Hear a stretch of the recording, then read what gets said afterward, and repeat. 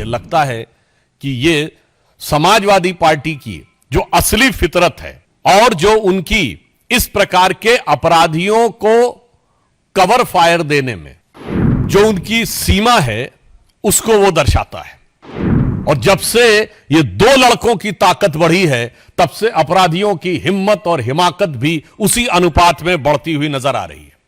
कोई DNA test की मांग कर रहा है, कोई कुछ, तो मैं बताना चाहता हूं कि समाजवादी पार्टी का तो डीएनए ही क्या है कि काजू भुना है प्लेट में और विस्की गिलास में, उतरा है रामराज यूं विधायक निवास में। और आगे उनकी लाइन है, पक्के समाजवादी हैं तस्कर हो या डकैत। मैं कैविएट लगा के बोल रहा हूं, उनकी लाइन है, मेरी नहीं। पक्के समाजवादी हैं तस्कर हो या डकैत, कितना असर है खादी के उजले लिबास में। पश्चिम बंगाल की मुख्यमंत्री जी की इतनी ममता उस प्रिंसिपल के प्रति क्यों है? इंडी गठबंधन के आचरण की उच्छृंखलता और उद्दंडता तो हम सब देख ही रहे थे। अब उनसे जुड़े हुए लोगों की अपराध में संलिप्तता भी पूरा देश देख रहा है। और यहां सिर्फ अपराध की संलिप्तता नहीं है, बल्कि अपराध करने की उनकी हिम्मत और हिमाकत और उसके बाद उसे संरक्षण देने की इंडी गठबंधन के दलों की सियासत, यह भी बड़े दुखी और भारी मन से यह देश देख रहा है। उत्तर प्रदेश में अयोध्या में हम सब ने देखा कि समाजवादी पार्टी के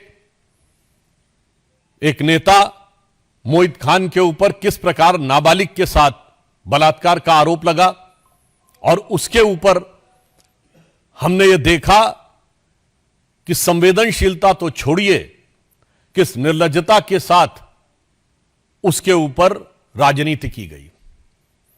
उसके बाद आपने देखा कि कन्नौज में एक बार फिर समाजवादी पार्टी से जुड़े हुए नेता के ऊपर पुनः एक बार नाबालिग लड़की के साथ ही बलात्कार और बलात्कार के प्रयास का इतना गंभीर आरोप लगा है। विषय अपराध एक तरफ है, परंतु अपराध के प्रति संवेदनहीनता उससे ज्यादा बड़ा गंभीर विषय है। कन्नौज के इस प्रकरण के ऊपर पहले समाजवादी पार्टी का यह कहना कि उससे हमारा ऐसा संबंध है, वैसा संबंध है नहीं है।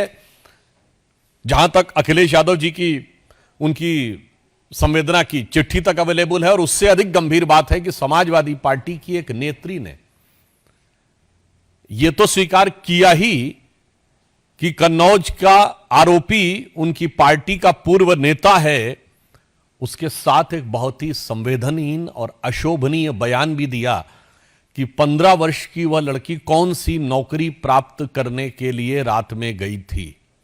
मुझे लगता है कि यह समाजवादी पार्टी की जो असली फितरत है और जो उनकी इस प्रकार के अपराधियों को कवर फायर देने में जो उनकी सीमा है उसको वो दर्शाता है। हम ये कहना चाहेंगे कि उत्तर प्रदेश में एक दौर में समाजवादी पार्टी के नेता ने कहा था,